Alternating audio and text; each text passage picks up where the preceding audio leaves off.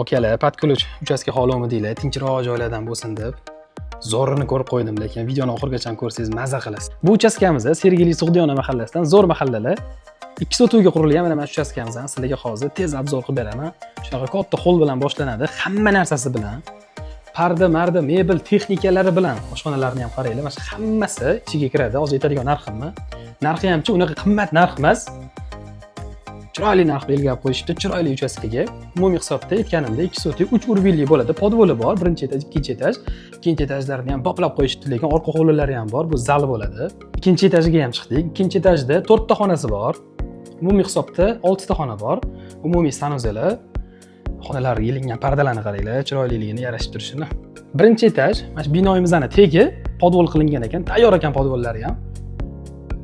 Bu uyimizga 210 ming so'rashyapti. Seriylikdan yaxshi uy qidirganlarga jo'natib qo'yinglar. Aniq lokatsiyasi va rasmlarini Telegramimga tashab qo'ydim. Hozir videoda hamma joyini olishga uspet qilmadim. Rasmlarni ko'rish tavsiya beraman.